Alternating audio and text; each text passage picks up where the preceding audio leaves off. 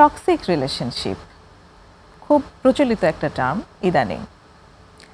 Toxic শব্দের শাব্দিক অর্থ হচ্ছে বিষাক্ততা, কিন্তু একটি সম্পর্ক সেটি কি করে বিষাক্ত হয় জানবো আজ। প্রমিসেস জানতে চাই আজকের পর্বে। সবাইকে স্বাগত জানাচ্ছি প্রিয় দর্শক। আর আজকে এই টক্সিক রিলেশনশিপ মানে সম্পর্কের টক্সিসিটি চেনার উপায় এই বিষয়ে কথা বলবার জন্য আমরা স্টুডিওতে নিয়ে এসেছি একজন প্রফেশনালকে। তিনি খাদিজা মৌরিক, মেন্টাল হেলথ প্রফেশনাল হিসেবে কাজ করছেন। মৌরি, তোমাকে স্বাগতম। থ্যাংক ইউ আমাকে এখানে আজকে ডাকার জন্য। কেমন আছো? আছি, ভালো আছি। এই যে টক্সিসিটি নিয়ে কথা বলছিলাম, আমরা আজকে জানবো এই বিষয়টা নিয়ে। খুব ইদানিংকার খুব জনপ্রিয় একটি টার্ম আসলে টক্সিক। তুমি খুব টক্সিক হয়ে গেছো শুনতে পাই আমরা। এই যে সম্পর্কের মধ্যে এই টক্সিক শব্দটা কিভাবে আসলো এবং কি বোঝায় আসলে সম্পর্কের টক্সিসিটি বলতে? থ্যাংক ইউ সো মাচ এত সময় উপযোগী একটা বিষয় নিয়ে আলোচনা করার জন্য।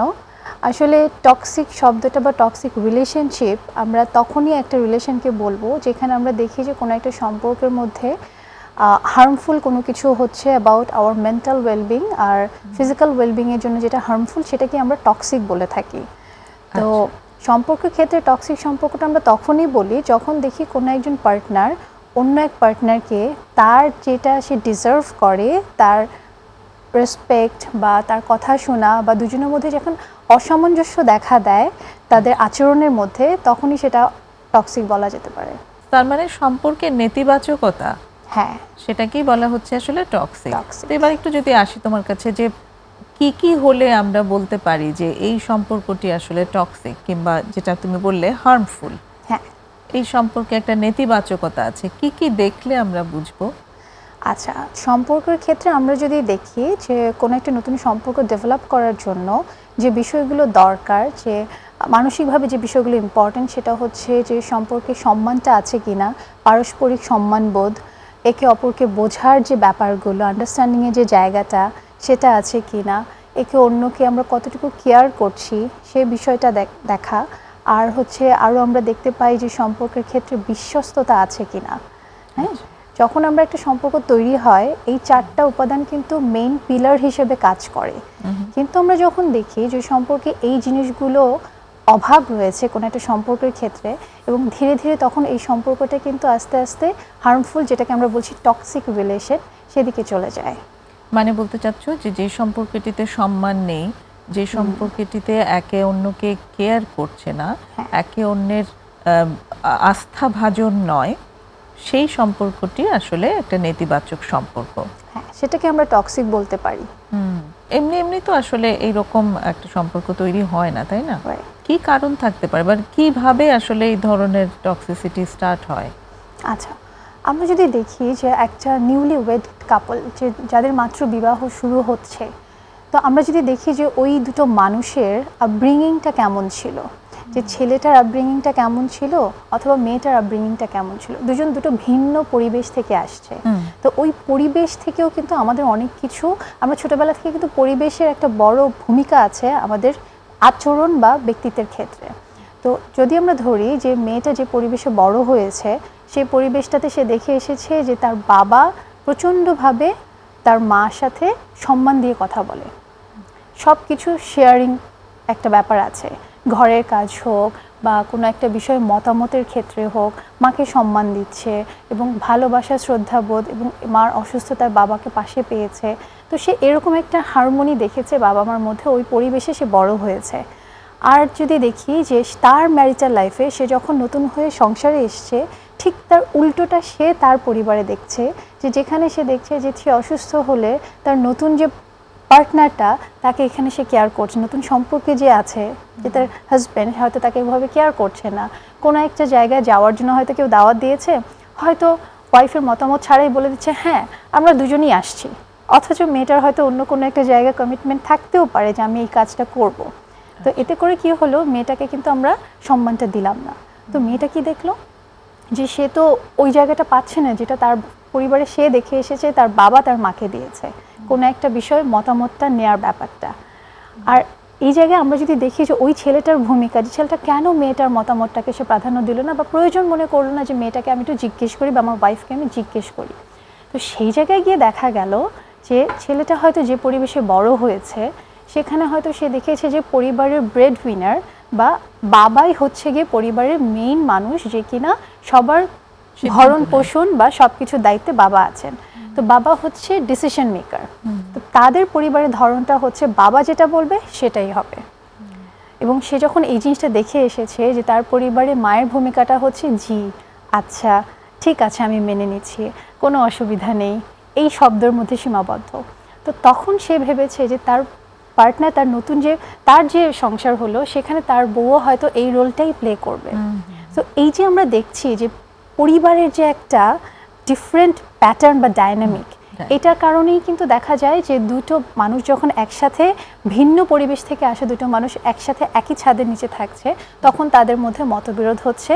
এবং তখন তারা, কারণ তাদের কোর যে বিলিফ বা বিশ্বাসের যে জায়গাটা, সেটা তো খুবই স্ট্রংলি আছে যে আমি আমার বাসায় দেখে এসেছি এরকম, মেয়ে বলছে আমি দেখে এসেছি এক্স্যাক্টলি যে এটাই ঠিক। তখনই এসে দেখা যায় যে তাদের মধ্যে একটা টানাপোড়েন বা যেটা আস্তে আস্তে যদি বেড়ে যায় সেটা টক্সিসিটির দিকে চলে যায়।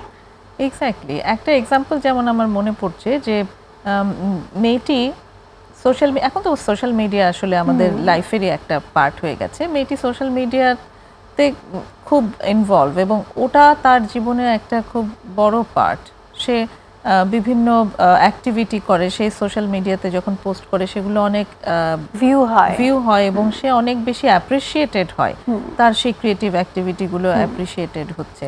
তো এই জায়গাটি তার জীবনের জন্য খুব ইম্পর্টেন্ট। তার বেঁচে থাকা এটার সাথে অনেক বেশি কানেক্টেড, ভালো থাকা, বেঁচে থাকাই শুধু না, ভালো থাকা। তো সেই জায়গাটিতে যে ছেলেটি আসলো, ছেলেটি অ্যাকচুয়ালি সোশ্যাল মিডিয়া তার কাছে খুব একটা ইম্পর্টেন্ট না, সে খুব একটা ইনভলভও না। তো সেই জায়গাটিতে এবার মেয়েটির একটা এক্সপেকটেশন এবং ওর পয়েন্ট অফ ভিউটা তো এরকমই যে সোশ্যাল মিডিয়া তো খুব গুরুত্বপূর্ণ একটা জায়গা, কিন্তু ছেলেটির কাছে সেটা না, একেবারেই না। তো সেখানে একটা টানাপোড়েন তখন তৈরি হয়ে গেল খুব স্ট্রংলি যে আমাকে তো আমার প্রোফাইল তো ফলো করে না, আমি যে কাজগুলো করি এত মানুষ ভিউ করে, এত থাউজেন্ডস অফ অ্যাপ্রিসিয়েশন আমার কাছে আসে, কিন্তু আমার হাজব্যান্ড আমাকে অ্যাপ্রিসিয়েট করে না। তো এই যে একটা পার্থক্য, এই যে ভিন্ন দুটো ডায়নামিক, দুইটাই কিন্তু ঠিক আছে, দুইটারই কোনো অসুবিধা নাই, কিন্তু এই যে যখন মিলছে না তখনই সেখানে একটা মতবিরোধ তৈরি হচ্ছে এবং সেটা যখন বেড়ে যাচ্ছে, তুমি যেটা বললে সেটাই তখন হচ্ছে টক্সিসিটি। হ্যাঁ, আমি এখানে বলবো যে প্রথমে বলেছিলাম না, একটা রিলেশনের জন্য 4টা পিলার খুব ইম্পর্ট্যান্ট। একটা হচ্ছে রেসপেক্ট, আন্ডারস্ট্যান্ডিং, কেয়ারিং আর হচ্ছে ট্রাস্ট।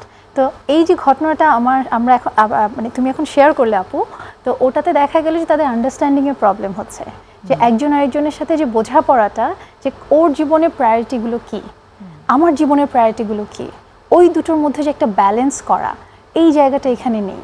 কেননা সোশ্যাল মিডিয়াতে আমরা দেখি যে একটা রিয়্যাক্ট করাটাও অনেক বড় একটা ম্যাটার হয়ে যায়, তাই না? আর কমেন্ট করাটা তো আরও বড় কিছু। তো মেয়েটার যেটা লাইফে হচ্ছে তার সোশ্যাল মিডিয়া, সেখানে ছেলেটার অপোজিট একটা লাইফ লিড করছে। তো সেই জায়গায় যে কোনো সম্পর্ক তৈরির ক্ষেত্রে আমাদেরকে আসলে এই জিনিসটা যদি আমরা চিন্তা করি যে ও কি চাচ্ছে, ওর কি প্রায়োরিটি, ওর প্রাধান্যগুলো, যে ওর পছন্দ অপছন্দগুলো, এগুলো যদি জানা যায় তাহলে আমরা বলতে পারি যে ওখানে টক্সিসিটি কম হয়। আর যদি এই বিষয়গুলো আমরা মাথায় না রাখি তাহলে বোঝা যায় যে ওই জায়গাটায় হার্মফুলটা বা টক্সিক রিলেশনের দিকে এটা এগোচ্ছে। এখানে সহনশীলতা এইটাও বোধহয় আরেকটা রাইট, আমাদেরকে আসলে একজন আরেকজনকে একসেপ্ট করার যে ব্যাপারটা এবং মানিয়ে চলার যে ব্যাপারটা এবং সহনশীলতা যেটা বললে অবশ্যই সেটা প্রচণ্ড ইম্পর্ট্যান্ট। একজন প্রত্যেকেরই কিছু নিজস্ব ফিচার থাকবে, সেই জায়গাটাকে পার্টনারকেও সহনশীল হওয়া প্রয়োজন যে এই ফিচারটা তার আছে। এবার সোশ্যাল মিডিয়া কারো যদি পছন্দের থেকে থাকে, ওই পার্টনারের এটার প্রতি সহনশীল হওয়া প্রয়োজন, আর কারো যদি অপছন্দ থেকে থাকে তাহলে যার পছন্দ বেশি তাকেও সহনশীল হওয়া প্রয়োজন যে সে আসলে এটা এত পছন্দ করে না।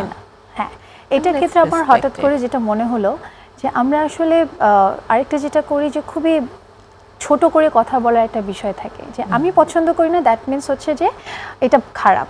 সো এখানে আই ওনারশিপটা, আই স্টেটমেন্টটা, এটা আসলে যে আমি পছন্দ করি না বা এটা আমার সাথে যায় না, এটা আমরা না বলে আমরা সবসময় বলি জিনিসটাই খারাপ, সোশ্যাল মিডিয়াটাই খারাপ, আমরা কেন ওটা নিয়ে এত কথা বলি, অথচ ওই সোশ্যাল মিডিয়াটা অন্য কারোর জন্য হয়তো অনেক ইম্পর্টেন্ট, এবং তাহলে আমি যখন তাকে বলছি যে সোশ্যাল মিডিয়াটাই খারাপ, আমি কিন্তু না বুঝে অন্য মানুষটাকে আমি ডিসরেসপেক্ট করে ফেলছি, তার প্রায়োরিটিটাকে ডিসরেসপেক্ট করছি। অনেক ধন্যবাদ। একটা বিরতির সময় হয়ে এলো, এসে আমরা আরো শুনবো। দর্শক, গল্প হচ্ছে মৌরির সাথে, ফিরে এসে আরো কথা হবে, সঙ্গেই থাকুন।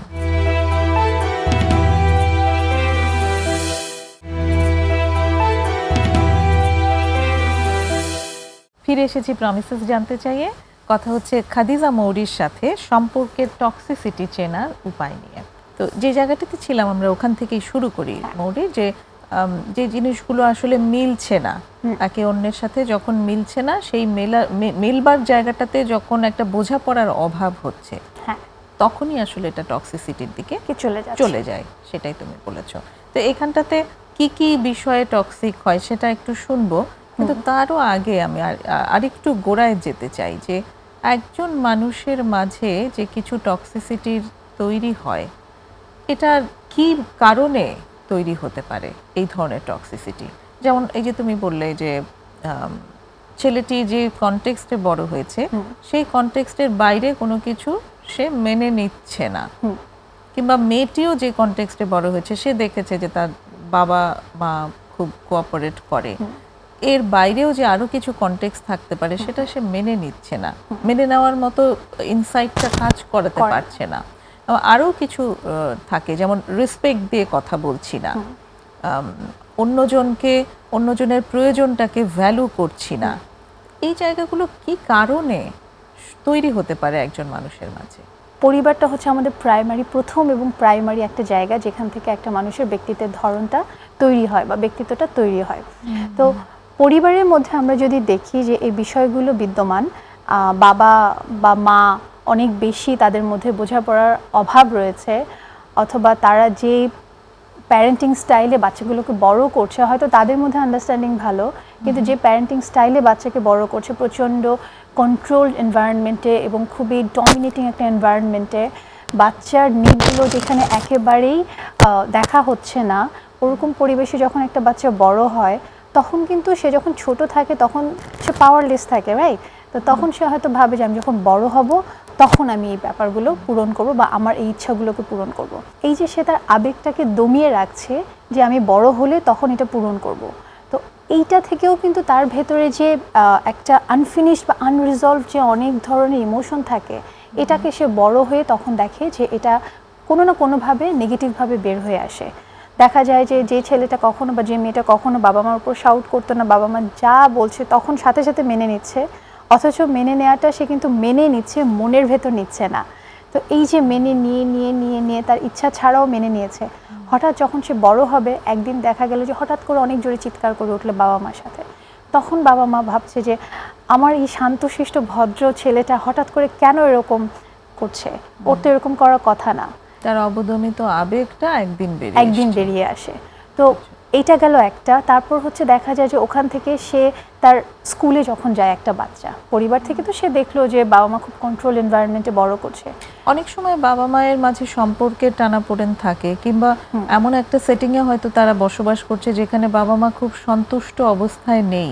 হ্যাঁ, সেটাই জিনিসগুলো তো ম্যাটার করে। সেটা অবশ্যই, যেটা হচ্ছে যে বাবা মা যেটা আমরা শুরুর দিকে বলেছি যে বাবা মা নিজেদের মধ্যে যদি পারস্পরিক বোঝাপড়াটা যদি একদম পরিষ্কার না থাকে, একে অপরের প্রতি যদি সম্মানবোধ না থাকে, বাবা মা যদি দেখে যে বাচ্চাটা যদি দেখে যে বাবা মা একজন আরেকজনের সাথে সবসময় ঝগড়া করছে বা বাচ্চার সামনেই অ্যাবিউজিভ কোনো ল্যাঙ্গুয়েজ ব্যবহার করছে, আবার অনেক সময় দেখা যায় যে আমরা আমাদের কনটেক্সটে দেখি যে গায়ে হাত তোলার একটা ব্যাপার থাকে যেটা কিনা বাচ্চাদের সামনেই হচ্ছে, তো ওই বাচ্চাটার ছোট মনের ভেতরে কতটা হাহাকার তখন থাকে এবং বাচ্চাটাকে তখন আমরা ওভাবে দেখিও না, এটা থেকে অনেক খেয়ালই করি না কি হচ্ছে। এটা থেকে অনেক সময় দেখা যায় বড় হওয়ার পরে ওই বাচ্চাটার মধ্যে কিন্তু পোস্ট ট্রমাটিক স্ট্রেস ডিসঅর্ডার তৈরি হয়, কারণ এইসব ছোট ছোট ঘটনা কিন্তু তার জন্য ট্রমার মতো, আতঙ্কের মতো।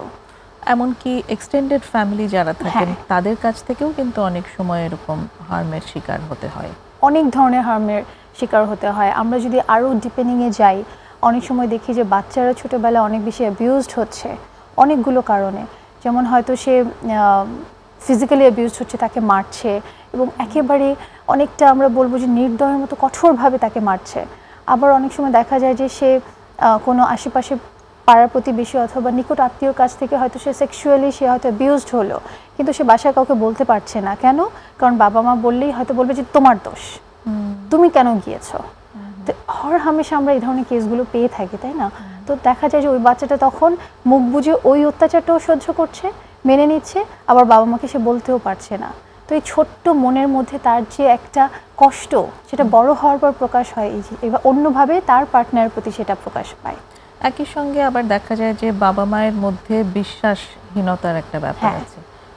তাদের ক্ষেত্রে এক্সট্রা ম্যারাইটাল অ্যাফেয়ার, এই ব্যাপারগুলো যেমন অনেক সময় বাচ্চারা দেখে দেখে অনেক বেশি অনেক বেশি। এখন আমি বলবো যে এই যুগে এই জিনিসটা এত বেশি বেড়েছে। আমার কাছে ইদানিং যে ক্লায়েন্টগুলো আমার দেখা হচ্ছে, বেশিরভাগ ক্লায়েন্টই দেখছি যে বাবা মার মধ্যে অন্য আরেকটা মানুষের কি বলবো আবির্ভাব হয়, সে কারণে দেখা যায় যে সন্তানের মধ্যে ওইটার একটা খুব নেগেটিভ ইম্প্যাক্ট পড়ে। কি ইম্প্যাক্ট পড়ে? আচ্ছা, এটা আমরা দেখছি যে রিসেন্টলি আমি যে একটা কেস পেয়েছি, বাবার মেয়েটা জানতে পারলো, মা তখনও জানে না, মেয়েটা জানতে পারলো যে বাবা অন্য একটা সম্পর্কে জড়িয়ে গেছে, এবং মেয়েটা হচ্ছে গিয়ে টিনেজার, একটা কিশোর কিশোরীদের বয়সী একটা মেয়ে। সে যখন দেখলো যে বাবা এরকম একটা সম্পর্কে জড়িয়ে গেছে, তখন সে কি করলো, তার মনে হলো যে আমার মাকে আমার রক্ষা করতে হবে। তখন সে মার প্রোটেক্টর হয়ে যায় এবং বাবার এগেনস্টে চলে যায় এবং মাকে সে বলে দেয়। ছোট মন তো, সে বুঝতে পারে না যে আসলে কি করব না করবো, সে সরাসরি মাকেই বলে দেয়। এবং এই যে মাকে বলে দেওয়ার পরে যেটা হলো, বাবা আরও ব্যাপারটাকে ওপেন হয়ে গেল এবং সে বাচ্চাটাকেও সে এখন ফিজিক্যালি অ্যাবিউজ করছে, মাকেও করছে। এবং একটা পর্যায়ে কী করলো, মা এবং মেয়ে দুজনকেই বাড়ি থেকে বললো যে চলে যেতে। এই যে ঘটনাগুলো আমরা দেখছি, ওই বাচ্চাটার মধ্যে তখন sense of security, emotional safety and security, এই জায়গাগুলো তখন আমরা দেখছি যে আমার বাবা যে কিনা আমার হিরো ছিল, সেই জায়গা থেকে সে বাবাকে একেবারেই সরিয়ে ফেলছে। এবং এটা যে তার একটা ডিসবিলিভের যে জায়গাটা তৈরি হচ্ছে, তার তো পুরো ছেলেদের প্রতি একটা ট্রাস্ট উঠে গেছে, একেবারেই সে আর বিশ্বাস করতে পারছে না। এই বিষয়গুলো আমরা এখন অনেক দেখতে পাই যে বাবা মার এক্সট্রা ম্যারিটাল অ্যাফেয়ার থেকে একটা সন্তান তার নিজেকেও মনে করে যে সবাই এরকম, সো আমি যে বিয়ে করব আমার ওই পার্টনারটাও তো এরকম করবে। এবং এটার খুব লং টার্ম ইম্প্যাক্টে তার নিজের পার্টনারের সাথেও এটার রিফ্লেকশন দেখা যায়। পার্টনারকে সে দেখা যায় যে অনেক রকম ভাবে ট্রাস্ট ইস্যু চলে আসে। হ্যাঁ, তো সেই জায়গায় দেখা যায় যে পার্টনার তো তখন বুঝে উঠতে পারে না, কেননা মেয়ে তার বাবা মার মধ্যে এই ধরনের ইস্যু ছিল, এটা আবার সে তার পার্টনারের সাথে শেয়ারও করতে চায় না। তো কারণ আমার বাবা মা ছোট হয়ে যাবে, শেম এন্ড গিল্ট ফিল করতে। এখানে পরিবারকে ছোট না করার একটা বিষয় প্রতিটা মানুষের মধ্যেই থাকে, ওই মেয়েটার মধ্যেও ছিল।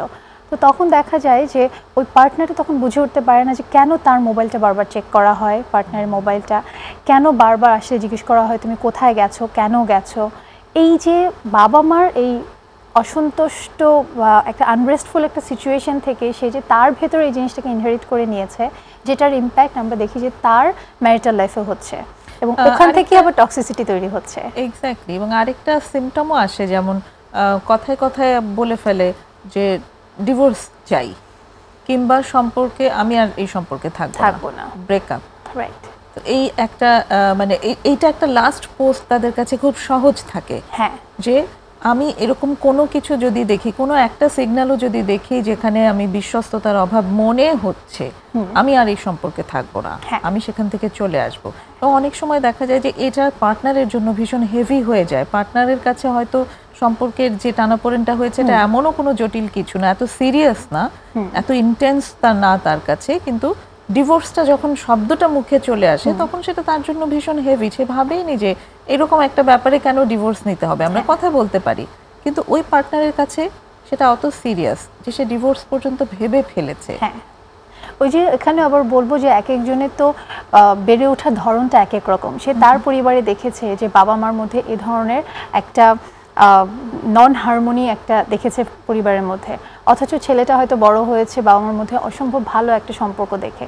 তো সেই জায়গা থেকে কখনো সে চিন্তাও করেনি যে ডিভোর্স শব্দটা তার পার্টনারের মুখ থেকে শুনবে। আর মেয়েটা তো অলরেডি তার ডিফেন্স মেকানিজমটা বা কোপিং মেকানিজমটা নিয়েই সে আছে যে যে কোনো কিছু হবে, আমি একটা কিছু পাবো, আমি আর এই সম্পর্কে থাকবো না। এবং ডিভোর্স হতে পারে, সেটা সে এক্সপিরিয়েন্স করে এসেছে তার লাইফে, এটা একটা রিয়ালিটি। কাজে ডিভোর্স নেওয়া যায়, এটা একটা অপশন। অপশন। হ্যাঁ, তো সেই এই মানে দিস আর অল ইম্প্যাক্ট, আরও অনেক ইম্প্যাক্ট আছে, আমরা সেগুলো নিয়ে অবশ্যই আরও কথা বলবো। আরেকটা বিরতি নেব তার আগে। দর্শক, আমি ইচ্ছি আরেকটা বিরতির সঙ্গেই থাকুন।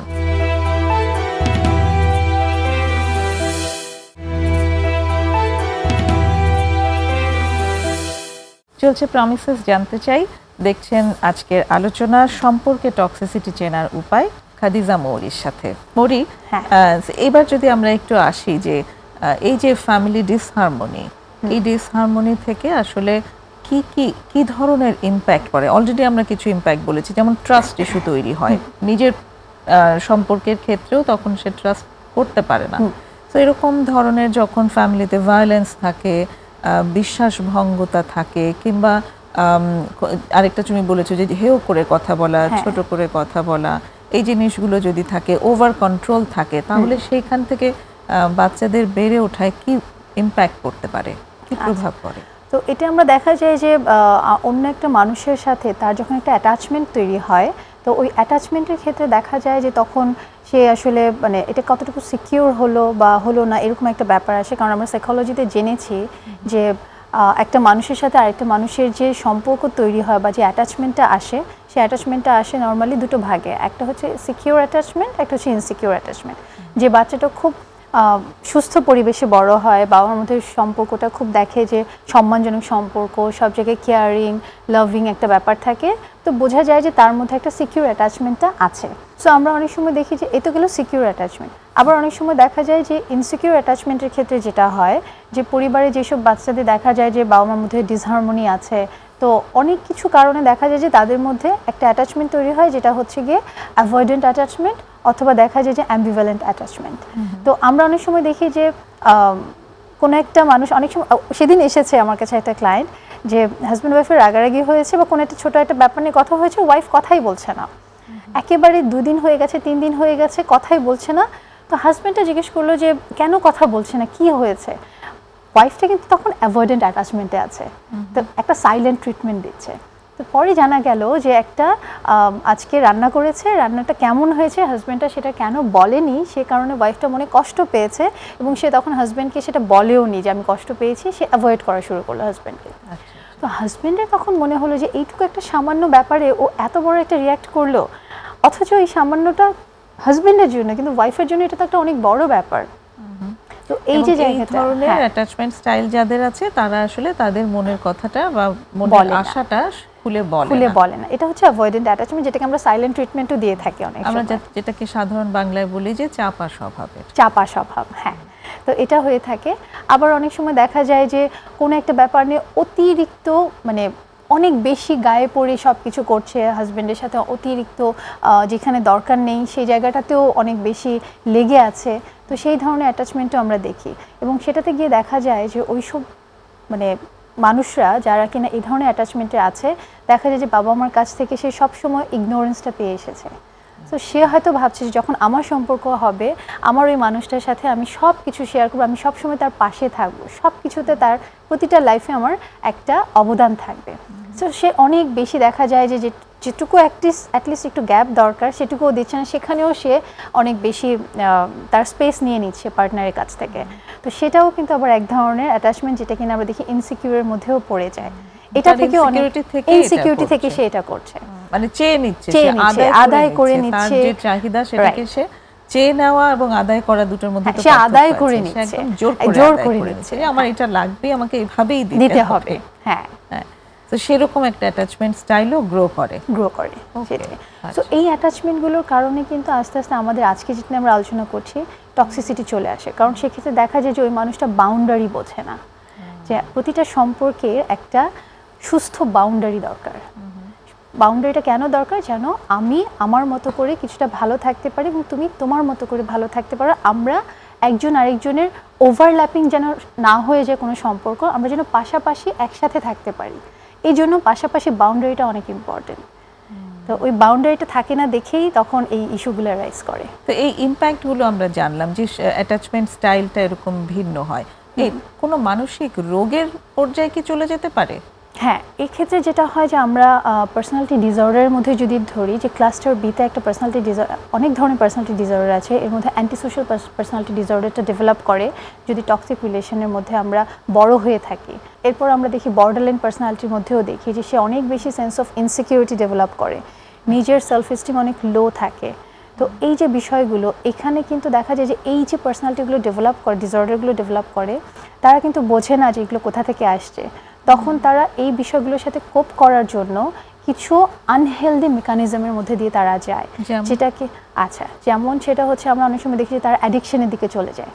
আচ্ছা, যে কোপিং মেকানিজম যেটা, যে আমি এটা থেকে পরিত্রাণ পেতে চাই, তার মধ্যে অনেক অ্যাংজাইটি হচ্ছে, তার ডিপ্রেশন হচ্ছে, কিন্তু সে বেরোতে পারছে না, সেলফ এস্টিম লো হওয়ার কারণে সে কীভাবে অন্যের সাথে কথা বলবে, কি তার ফ্রেন্ড হচ্ছে না। তখন তারা দেখা যায় যে এমন কিছু একটা দিকে ঢুকে যায়, মাদকের দিকে, যে ওটাকেই তারা তখন রিলিফ হিসেবে কাজ করে। এটা তাদের মধ্যে কোপিং করার জন্য মাদক ব্যবহার করে। আবার ডিভাইস অ্যাডিকশনও হয়, ডিভাইস অ্যাডিকশন চলে আসে, অনেকের গ্যাম্বল অ্যাডিকশন হয়, গ্যাম্বলিং করে, ডিভাইস অ্যাডিকশন, মাদকাসক্তি, এরকম আরো অনেক কিছু আনহেলদি যে প্র্যাকটিস, সেটার দিকে তারা তখন ঝুঁকে যায়। অ্যাটাচমেন্ট স্টাইলটা কি আজীবনই তাদের সাথে একই রকমই ভাবে থাকে, নাকি তারা চাইলে এটাকে ম্যানেজ করতে পারে? ওকে, খুব সুন্দর একটা প্রশ্ন আপু। কারণ যার এরকম ছোটবেলা থেকে হয়ে গেছে, এটা তো তার ফিচার। এবার সমাধান কি আসলে? আচ্ছা, এটার সমাধানটা হচ্ছে যে আমরা যদি নিজেরা এটা বুঝতে না পারি, সেক্ষেত্রে আমরা কিন্তু থেরাপিস্টের কাছে যেতে পারি। হয় কি যে আমরা কেন এরকম, অনেক সময় আমরা জানি না, আমি জানি না আমি কেন এরকম করি, এই প্রশ্নটা কিন্তু আমরা প্রায়ই শুনি, বা এই কথাটা আমরা প্রায়ই শুনি। আমি না কাউকে না বলতে পারি না, আমি জানি না আমি কেন এরকম, আমি না ওকে অসম্ভব সন্দেহ করি, আমি জানি না আমি কেন এরকম, আমার অনেক ভয় ভয় লাগে, আমি জানি না আমি কেমন, আমি প্রচন্ড রাগ হয়ে যাই, আমি প্রচন্ড রাগ হয়ে পেলে আমি রাগ কন্ট্রোল করতে পারি না, রাইট, এই ধরনের কথাগুলো বলে। অথচ তারা কিন্তু ভেতরে ভেতরে চায় না যে তারা এই ধরনের বিহেভটা করুক। তো সেক্ষেত্রে যখন ওই মানুষটা নিজের সম্পর্কে জানতে পারবে, তখন সে কি হবে, তার মধ্যে একটা আগ্রহ তৈরি হবে যে ঠিক আছে, তাহলে কি করলে আমার এই বিষয়টা থেকে আমি বেরিয়ে আসতে পারি। আমার এই অ্যাটাচমেন্ট স্টাইলটা বা আমার এই অ্যাম্বিভ্যালেন্ট বা আমার অ্যাভয়েডেন্স স্টাইলটা, এটা তো আমার সম্পর্কের জন্য একটা ক্ষতির কারণ হচ্ছে। তখন কি করলে আমি আর এই জিনিসটা করব না। সো এইটারও তখন, কারণ ছোটোবেলা থেকে সেটাকে প্র্যাকটিস করে এসছে, তাই না? তো এই প্র্যাকটিসটা একটা আনহেলদি প্র্যাকটিস ছিল। তো থেরাপিস্টের সহায়তায় অনেক সময় দেখা যায় যে, অনেক সময় না বেশিরভাগ ক্ষেত্রে দেখা যায় যে থেরাপিস্টের সহায়তায় তাদের এই প্র্যাকটিসটা তখন ডিফারেন্টভাবে পজিটিভলি তারা এটাকে নার্চার করতে পারে। একটা রুল বা একটা রেগুলেশনের মাধ্যমে, একটা প্রপার একটা কি বলবো ক্রাইটেরিয়া ফলো করে তারা এই জিনিসটা করতে পারে থেরাপিস্টের সহায়তায়। ওকে, আর যাদের ক্ষেত্রে তারা যদি কোনো মাদকের সাহায্য নিচ্ছে, তখন কি হবে? আচ্ছা, মাদকের ক্ষেত্রে আমরা যেটা বলতে পারি যে আমি জানি যে আমি মাদক নিচ্ছি, বাট আমি নিতে চাই না, বাট বডিতে ক্রেভ হচ্ছে। তো এই ক্ষেত্রে তখন দেখা যায় যে যেহেতু একটা ফিজিওলজিক্যাল ব্যাপার চলে আসে, অবশ্যই মানুষটাকে তখন দুই ধরনের ট্রিটমেন্টের ভেতর দিয়ে যেতে হবে। একটা হচ্ছে তাদের এই মাদক নিরাময়ের জন্য তাকে অবশ্যই একটা মাদক নিরাময় কেন্দ্রে যেতে হবে, এবং ওই মাদক নিরাময় কেন্দ্রে যে সাইকোথেরাপিস্ট থাকে বা কাউন্সিলর থাকে, তখন তার সাথে সোশ্যাল যে বিষয়গুলো আছে সেগুলো নিয়ে ডিসকাস করে তার সাথে কথা বলতে পারে। অর্থাৎ তার শারীরিক এবং মানসিক দুই ধরনেরই সেশন দরকার হয় একজন মাদকাসক্ত ব্যক্তির ক্ষেত্রে। ওকে, কিন্তু এই জায়গাটাতে খুব আসলে স্টিগমা আছে, কারণ যে বাসায় এরকম ধরনের মাদকাসক্তি থাকে, আসক্ত ব্যক্তি থাকে, বাড়ির মানুষজন সেখানে আসলে তাকে খুব লুকিয়ে রাখতে চেষ্টা করে এবং তাকে সাধারণতই কোঅপারেট করে না। তো এই জায়গাটিতেও আসলে সবার সচেতন হওয়ার প্রয়োজন, অনেক সচেতনতা প্রয়োজন। কেননা দিন শেষে ওনারা এটাই দেখে যে এখন আমি লুকিয়ে রাখছি এবং ছোট ছোট করে আমার বাচ্চাটাকে হয়তো বা আমার সন্তানকে হয়তো ওই ডোজটা আমি দিচ্ছি, বা সে যেটা চাইছে আনরিয়ালিস্টিক ডিমান্ড, সেটা হয়তো আমি একটু একটু করে পূরণ করছি, কিন্তু কতদিন? কারণ ডিমান্ড তো একটা জায়গায় ছোট থাকে না, সেটা আস্তে আস্তে বড় হতে থাকে এবং সব জায়গায় তখন সেটা জানাজানি হয়ে যায়। তো সেক্ষেত্রে তখন আমাদের পরিবার থেকে বা আমার সমাজ থেকে যদি এই সচেতনতাটা আসে যে না এটা হতেই পারে, তখন আমরা কি করব? তখন দেখা যায় যে চিকিৎসার জন্য ওপেন হওয়া। অনেক ধন্যবাদ। আরেকটা বিরতির সময় হলো, আমরা ফিরে এসে আবার কথা বলবো। প্রিয় দর্শক, আরেকটা বিরতি নেব, আশা করি সঙ্গেই থাকবেন।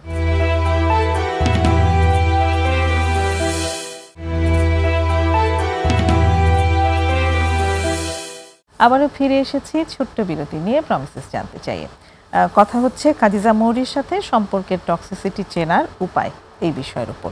টক্সিক কিভাবে হয় সেটা কিন্তু আমরা জানলাম মৌরি, যে প্রত্যেকটা সম্পর্কে যখন বোঝাপড়ার অভাব থাকে এবং খুব সামান্য জিনিসগুলো নিয়েই যখন আমরা ওইটা নিয়ে কথা না বলছি, আলাপ না করছি এবং কনসিডার না করছি, তখনই সেটা বাড়তে বাড়তে আসলে টক্সিক হয়ে যায়।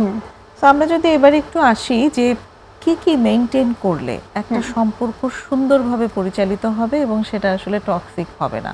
Thank you so much. আসলে খুবই সুন্দর একটা প্রশ্ন, এবং এটা আসলে আমরা যেটা বলতে পারি যে একটা সম্পর্ক এটা হচ্ছে অনেকটা একদম ফ্রেশ কাগজের মতো, তাই না? এই কাগজটাকে, এই সাদা কাগজটাকে আমরা আসলে কোন রং দিয়ে আমরা রাঙাতে চাই। তো এক একটা কালার হচ্ছে আমাদের এক একটা সুন্দর জিনিসকে রিপ্রেজেন্ট করবে।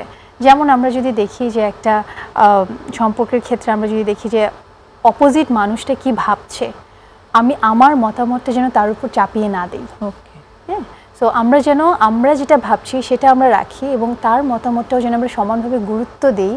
তো অন্য মতামতকে গুরুত্ব দেওয়ার যে ব্যাপারটা, সেটা কিন্তু অনেক ইম্পর্টেন্ট একটা হেলদি রিলেশনশিপের জন্য। তারপর আমরা যদি দেখি যে আমার যে পার্টনারটাকে কেমন আছে, সেটাকে যেন তাকে অ্যাকসেপ্ট করে নেয় the way that person is.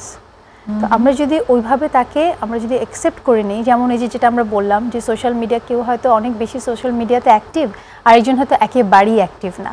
তো আমরা যেন আমি যে পার্সনটা অ্যাক্টিভ, আমরা যেন এটা বুঝি যে আমার পার্টনারটা অ্যাক্টিভ না, আচ্ছা সে তার মতো ঠিক আছে।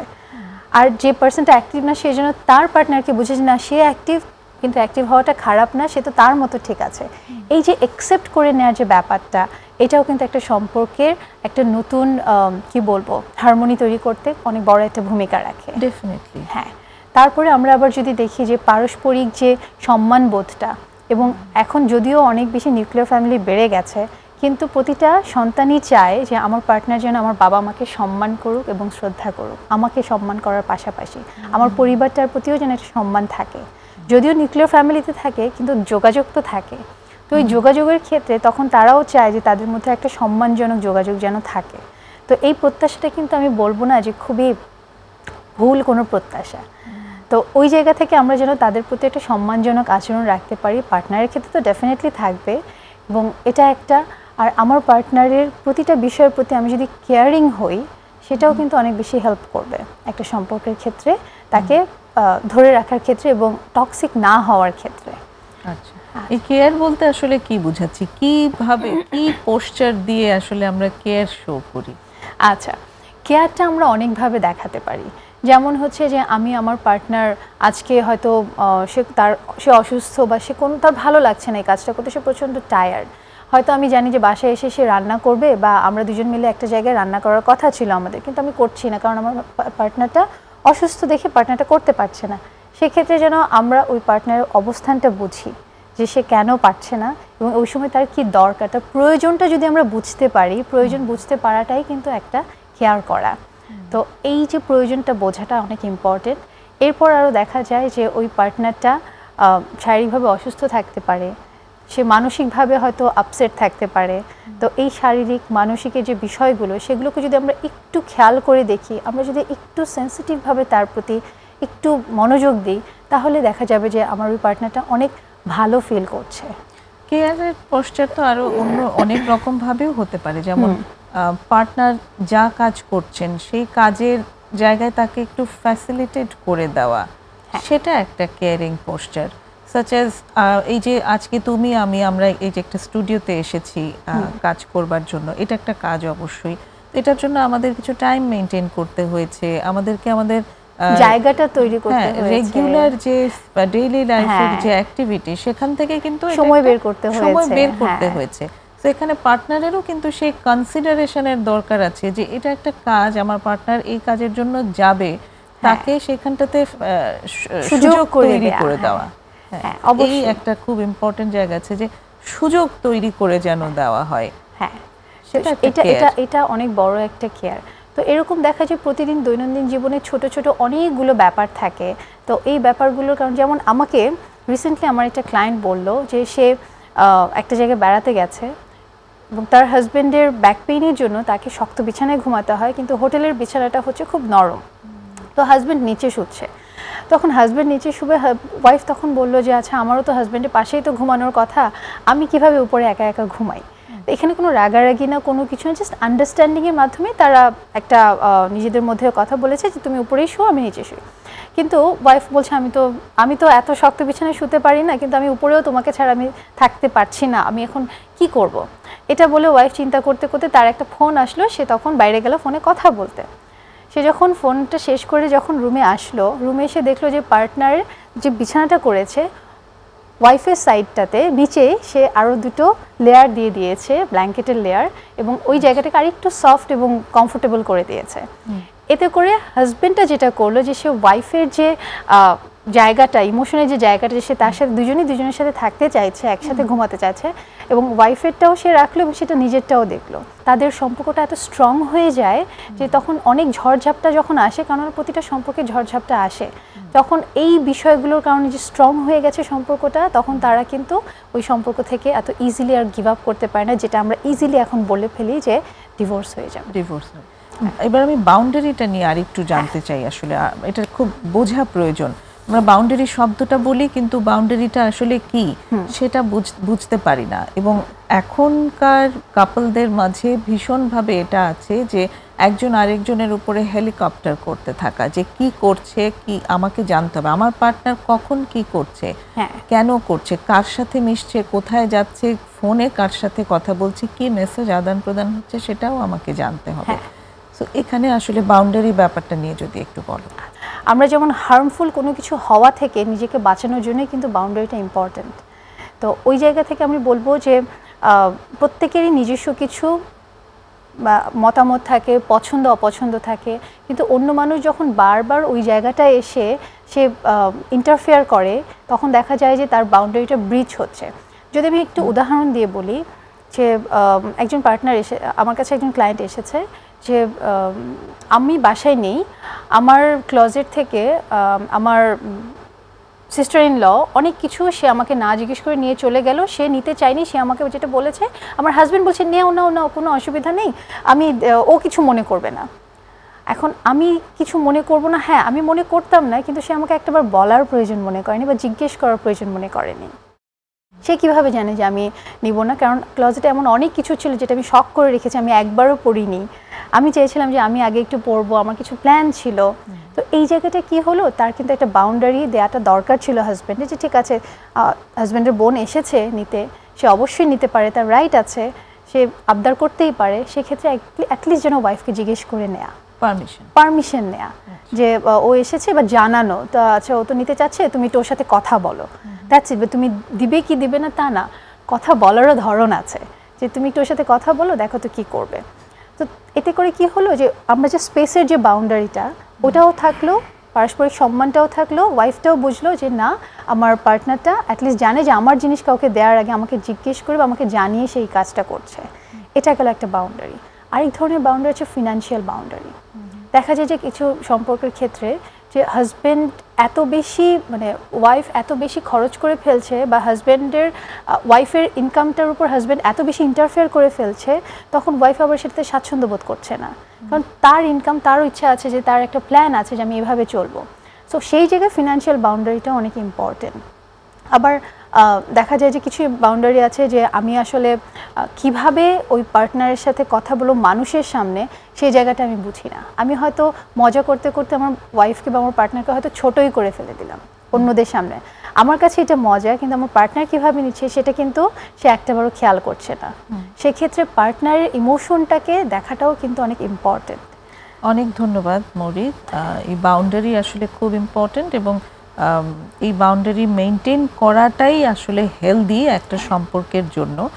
অনেকেই খুব প্রশ্ন করে যে আমি যদি অ্যালাউ করে দেই, আমি যদি কোনো নজরদারি না করি, তাহলে আসলে কিভাবে হবে, তাহলে যদি আমি জানবো কিভাবে।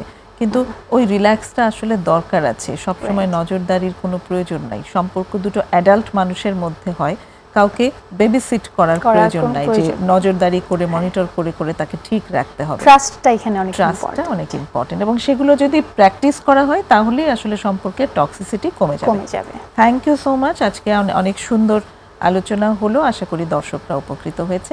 প্রিয় দর্শক, শেষ করছি আজকের এই আয়োজন। আশা করি আগামী পর্বেও আপনারা আমাদের সাথে থাকবেন। ততক্ষণ পর্যন্ত ভালো থাকুন, সুস্থ থাকুন। খোদা হাফেজ।